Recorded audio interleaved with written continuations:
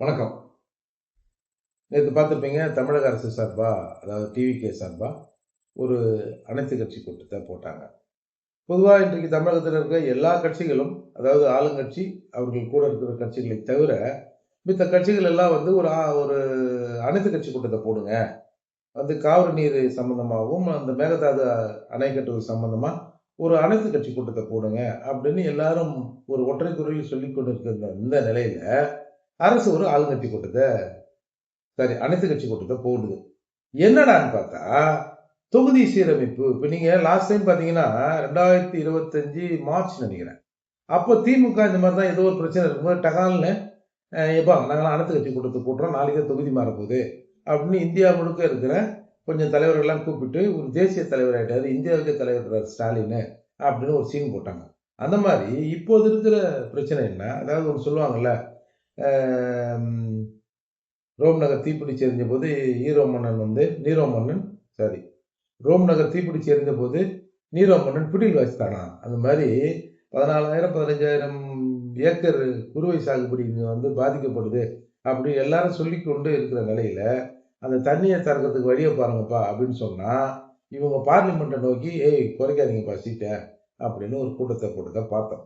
இப்ப நம்ம பொதுவா என்ன சொல்றோம், நன்மை, தீமைன்றதை கடந்து இப்ப தமிழ்நாட்டுல வந்து மொத்தமா ஆரம்பத்துல வந்து ஒரு 13 மாவட்டம் தான் இருந்தது. 1960கள்லாம் செங்கல்பட்டு, வடார்காடு, தென்னார்காடு, சேலம், கோவை, நீலகிரி, திருச்சி, தஞ்சாவூர், மதுரை, ராமநாதபுரம், திருநெல்வேலி, கன்னியாகுமரி. மொத்தம் 13 மாவட்டங்கள் 1960கள்ல இருந்தது. ஆனா, இன்றைய அளவுல நீங்க பார்த்தீங்கன்னா, தமிழ்நாட்டுல அந்த 13 38 மாவட்டங்களாக மாறி நிற்குது. இது இது ஏன் மாத்துறான்? 13 எதுக்கு 38 பிரிச்சாங்க? காங்கிரஸ் ஆட்சி காலத்துல முதலா சேலத்திலிருந்து தர்மபுரி பிரிஞ்சது.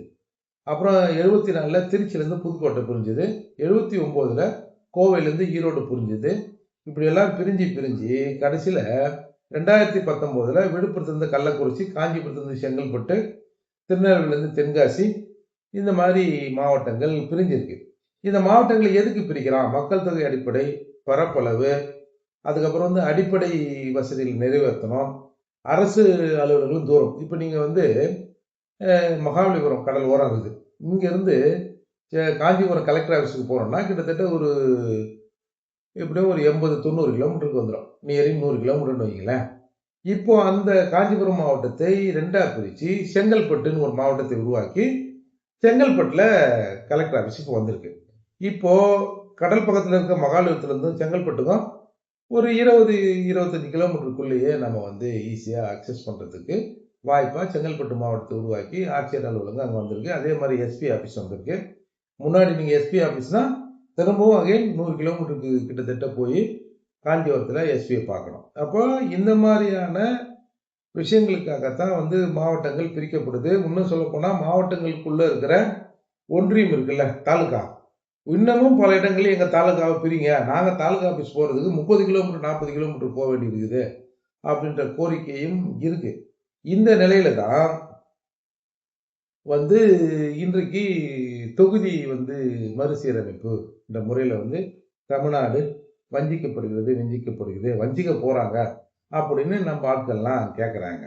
இதுல இவங்க சொல்ற காரணம் வந்து நீங்க மக்கள் தொகை அடிப்படையில வந்து இத கணக்கு பண்ணக்கூடாது.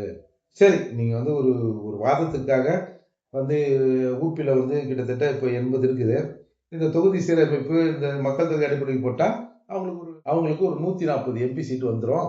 அப்ப நாம வந்து குறைஞ்சிருவோம் அப்படின்னு நீங்க சொல்றீங்கன்னு வச்சுக்கங்களேன். இப்போ மாவட்டங்கள பிரிக்கும்போது நம்ம எப்படி ஒத்துக்கணும்? நீங்க இந்த தொகுதி சீரமைப்பு பார்த்தீங்கன்னா, 1952, 1963ல எம்பிக்கள் எண்ணிக்கையில வந்து மாற்றம் பண்றாங்க. 1951ல 499 494 எம்பிகளா அது வந்து மாறுது. அப்புறம் 1956ல புதிய இது மாரி எப்படி இப்ப நம்ம ஊர்ல டிஸ்ட்ரிக்ட்ட பிரிச்சாங்களோ, அதே மாரி இந்திய அளவில மாநிலங்கள பிரிச்ச உடனே அது வந்து 522ஆ மாறுது. அதுக்கப்புறம் 1973ல 543 சீட்டா மாறி நிக்குது. இப்போ இப்போ ஒரு புதிய நாடாளுமன்றம் கட்டுனாங்க இல்லையா? அதுல வந்து இந்த தொகுதி சீரமைப்பு வருன்றதன் அடிப்படையில ஒரு 888 சீட்டுக்கு நியரிங் 850லேருந்து 888 சீட்டுக்கு உட்கார வைக்கிறதுக்கான கெப்பாசிட்டி அங்கே வந்துச்சு. அப்போ ஒரு 850லேருந்து 888 எம்பிக்கள் அங்கே உட்காந்து பேசுறதுக்கான இப்போ வாய்ப்பே உண்டாகி போச்சா. இப்போ என்ன சொல்கிறாங்க, அதெல்லாம் நீங்கள் வந்து மாற்றக்கூடாது அப்படின்னு சொல்கிறாங்க. அப்போ பேசிக்காக ஒவ்வொரு 10 ஆண்டுகளுக்கும் ஒரு தடவை வந்து இந்த பாராளுமன்ற எம்பிக்களின் தொகையை வந்து கூட்டணும். ஏன்னா மக்கள் தொகை அதிகமாகுது.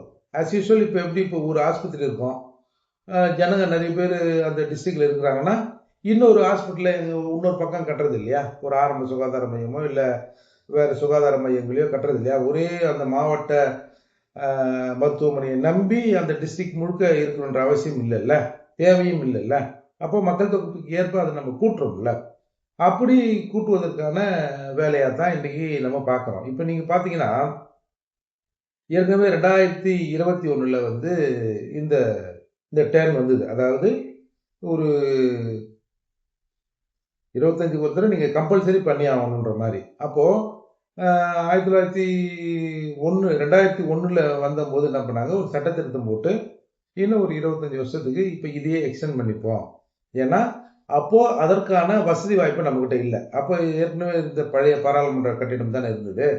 அதால் அதில் வந்து ஒரு 25 வருஷம் தீர்மானத்தை போட்டு இந்தியன் கான்ஸ்டியூஷனில் ஒரு மாற்றத்தை, ஒரு சின்ன திருத்தம் செஞ்சு அதை 2026 பார்த்துக்கலாம் அப்படின்னு சொன்னாங்க. அப்போ எல்லோரும் ஒத்து தானே போனாங்க.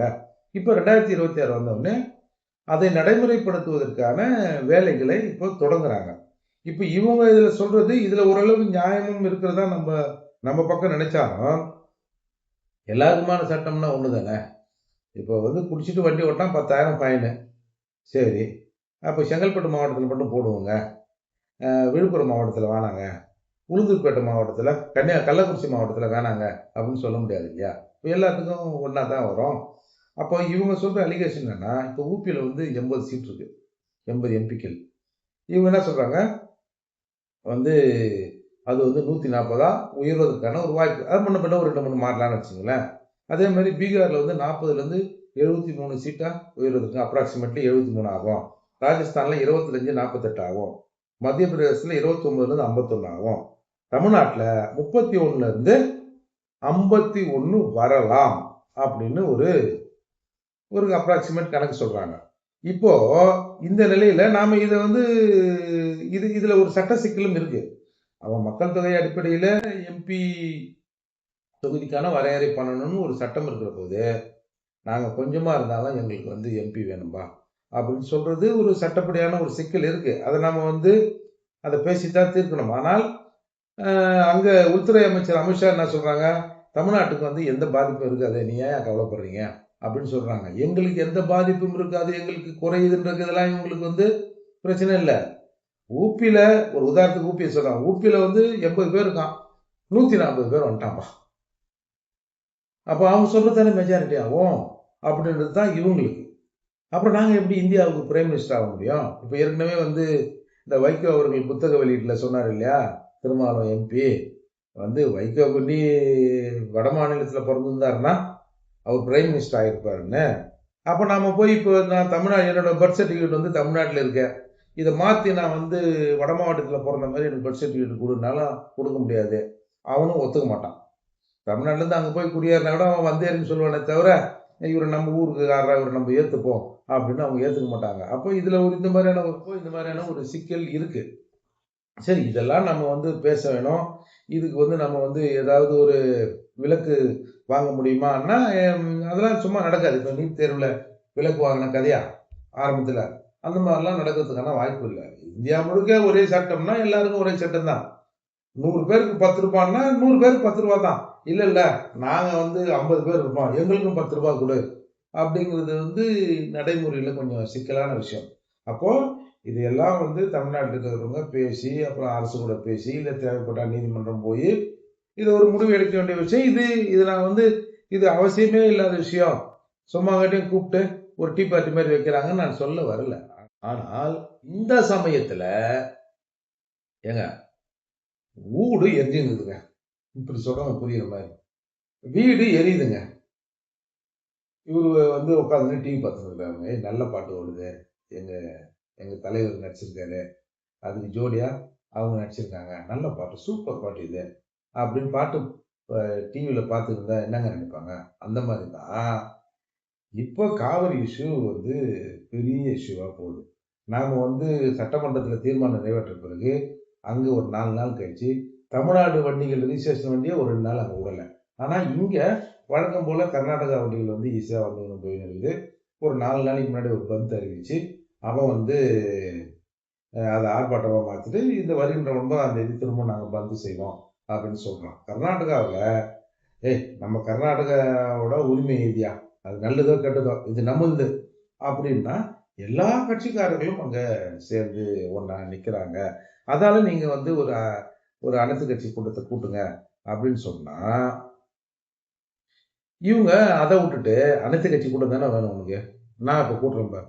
அப்படின்னு இந்த தொகுதி சீரமைப்பு அது இதுன்னு இவங்க கூட்டிருக்காங்க. இந்த கூட்டத்துல வந்து மொத்தமா வந்து ஒரு 19 பேர் என்னமோ கலந்துன்னுருக்காங்க.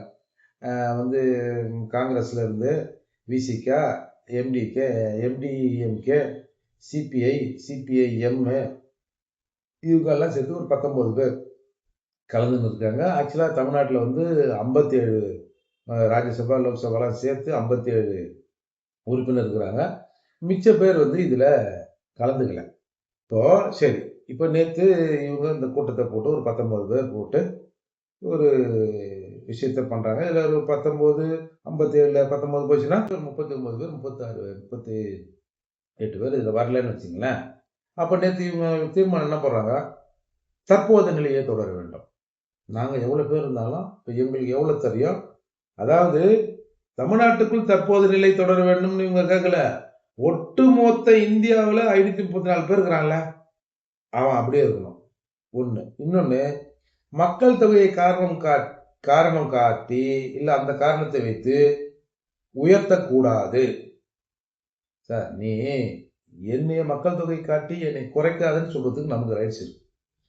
நீ வந்து மக்கள் தொகையை காட்டி அவனுக்கும் கூட்டாத அப்படின்னு சொல்றதுல எனக்கு என்ன ரைட்ஸ்ன்னு தெரியல. அதே மாதிரி 1971 கணக்கெடுப்பு தான் நடத்தணும். 71க்கு அப்புறம் 2001 எடுத்து தானே வந்து இவ்வளவு மக்கள் தொகை உயர்ந்திருக்குதுன்னு சொல்றாங்க. அப்ப நீங்க இன்னும் 1971லயே எடுக்கணும். இப்போ 1973ல இந்த சாதிவாரி கணக்கெடுப்பு, மக்கள் தொகை கணக்கெடுப்பு எடுத்தாங்க. அத வச்சு தான் வந்து இன்னைக்கு வந்து இடஒதுக்கீடு இன்னை வரைக்கும் ஓடுது. இப்ப நம்ம என்ன கேட்கிறோம்? யோவ்! அவ்வளவு வருஷத்துக்கு முன்னாடி எடுத்த, அத வச்சுக்கினே கதை ஓட்டிக்கிறீங்க. இப்ப நான் கூடி இருக்கிறேன், குறைஞ்சி இருக்கிறேன். எவ்வளவு பேர் இல்லாம போயிருப்பான்? இது என்னய்யா கதையா இருக்குது? திருப்பி சாதிவாரி கணக்கெடுப்பு எடுத்து, இந்த இடஒதுக்கீட்டில் ஒரு ரிஃபர்மேஷன் வரணும் அப்படின்னு மக்கள் கோரிக்கை வைக்கிறாங்க. சுப்ரீம் கோர்ட் அத ஒத்துக்குது. பழைய கணக்க வச்சு என்னய்யா இன்னும் கதை ஓட்டுறீங்க? புதுசா எடுங்கய்யா! அப்படின்னு சுப்ரீம் கோர்ட் சொல்லுதுல்ல. அப்படி இருக்கிறபோது, இல்ல எங்களுக்கு வந்து 1971 ஒரு கணக்கீடு இருந்ததுல்ல, அந்த கணக்கு வச்சு தான் நீங்க வந்து எம்பி தொகுதிகளை வந்து நிர்ணயம் பண்ணி வச்சுக்கிறத அப்படியே ஃபாலோ பண்ணணுங்கிறது அறிவுக்கு உகந்ததாக தெரியவில்லை. ஆனால் இது தமிழ்நாட்டின் எண்ணிக்கை மிக குறையும் என்பது நேச்சுரல். நான் அதை ஒத்துக்கிறேன். அதுக்கு மாற்றா ஏதாவது ஒண்ணு பண்ணணும். அதுக்காக ஊபியில இருக்கிறவன் வந்து புள்ள பெத்துட்டான். நாங்க புள்ள பெத்துக்கல. ஏன் பெத்துக்கல? சரி. நீங்க அதுக்கு என்ன சொல்றீங்க? இது குடும்ப கட்டுப்பாடு. அதனால நாங்க பெத்துக்கலன்றீங்க. இப்போ இப்போ இந்த கடந்த 3 ஆண்டுகள்ல இந்தியாவின் மற்ற மாநிலங்களின் மக்கள் தொகை உயர்வை கம்பேர் பண்ணா, தமிழ்நாட்டுல 11% குறைஞ்சிருக்கு. இதுக்கு என்ன சொல்ல வர்றீங்க? இந்த 11 அப்படியே இந்த டாஸ்மார்க்ல குடிச்சு 11, 15, 20, 30ன்னு வரும். ஆனாலும் எங்களுக்கு நீங்க எதையும் குறைக்கக் கூடாது. நாங்க அப்படியே தான் இருப்போம். அதாவது வெரி சிம்பிள். பக்கத்து ரூம்ல 100 பேர் இருக்கான். அவனுக்கு ஒரு 100 உணவு பொட்டலம் தராங்க. நம்ம ரூம்ல ஒரு 60 பேர் இருக்கிறான். ஏய் அது என்ன அவனுக்கு 100 எனக்கு 60 எனக்கும் 100 குடுறா அப்படின்னு சொல்றது எப்படி சரியா இருக்கும்? அதால தமிழ்நாட்டின் வந்து குரல் வரை நெரிக்கப்படும் நினைக்கிறீங்களா? அதுக்கு மாற்றா எது நடக்குமோ, எது சாத்தியமோ அதை கேட்கணும். அது மட்டும் இல்லாம அதை கேட்கறதுக்கான நேரம் இது இல்ல. இங்க உயிர் போகுது. அவனுக்கு தொண்டை தண்ணி காஞ்சி, தொண்டை இறுக்கி, தொண்டையில ஏதாவது ஊத்துனா தான் உயிர் நிக்கும்ன்ற நிலையில அவருக்கு ட்ரெஸ் எடுத்துன்னு வரோம்பா. அவருக்கு பிறந்த நாள் வரப்போகுது. இன்னைக்கு சாவ பெட்ல கிடக்குறான். மூச்சு வந்து இழுக்குது. தொண்டை தண்ணி வத்தி போச்சு. தொண்டையில எதனா ஈரத்தை ஊத்துனா தான் உயிர் நிக்கும்ன்ற நிலையில அவருக்கு இன்னும் 10 நாள் கழிச்சு பிறந்த நாள் வரப்போகுது. அதுக்கு போய் நாங்கள் துணி எடுத்துன்னு வரோம். ஏய், நீ துணி எடுத்து செத்தே போடுவாயா? அதால தான் சொல்றோம். வந்து இன்றைக்கு உயிர்வாதார பிரச்சனை, காவிரியில் தண்ணீர் இல்லை, அணை கட்ட போறான், இதை பார்த்து பேசுங்கன்னா இது திசை திருப்புவதற்கு இந்த தொகுதி மறுசீரமைப்புக்கான ஆலோசனை கூட்டம் நடந்ததாகவே எல்லோராலும் பேசப்படுகிறது. இதை வந்து இங்க தமிழகத்தில் இருக்க தமிழக மக்கள் தான் புரிஞ்சுக்கணும். அரசியலாக உற்று நோக்குகிற பலர் வந்து இதுல வந்து இருக்கிற குறை நிறைகளை சொல்றோம். மக்கள் தான் நீங்க வந்து இதை வந்து தீர ஆராய்ந்து இந்த நேரத்தில் இது தேவையா, இந்த நேரத்தில் எது தேவை என்பதை முடிவு செய்யணும்னு கேட்டுக்கிறேன். நன்றி, வணக்கம். இது வந்துங்க இந்த தமிழக மக்கள் ஒன்றிணையாமல் நம்ம உரிமையை வந்து நாம கேட்கறதுக்கு வெளியே வராம எதுவுமே நடக்காது. நீங்க மேகதாதுல அணை கட்டுவதை தடுப்பதாக இருக்கட்டும், காவிரியில் அந்த நீரை வரவைப்பதாக இருக்கட்டும், இந்த தமிழக மக்களின் எழுச்சி தான் மத்திய அரசையும் கர்நாடக அரசையும் தமிழக அரசையும் வழிக்கு கொண்டு வருமே தவிர, நீங்க இங்க இருக்கிற அரசியல் கட்சிகள் எல்லாம் நம்பி அவங்க பார்த்துப்பாங்க, நமக்கு என்ன பாக்குது, எங்கேயோ காவேரியில தண்ணி வரலையா, எங்கேயோ பயிர் வரலையாம்பா, நமக்கு என்ன, நம்ம கடைக்கு போனா அரிசி விக்குது, நம்ம கழனிக்கு அப்போ போறோம் அப்படின்னு பெரும்பான்மையான மக்கள் இருக்காதுங்க. இது வந்து வாழ்வாதார பிரச்சனை. இதுல வந்து தமிழக மக்கள் கொஞ்சம் கவனம் செலுத்தணும், கொஞ்சம் விழிப்படையணும்னு கேட்டுக்கிறேன். நன்றி, வணக்கம்.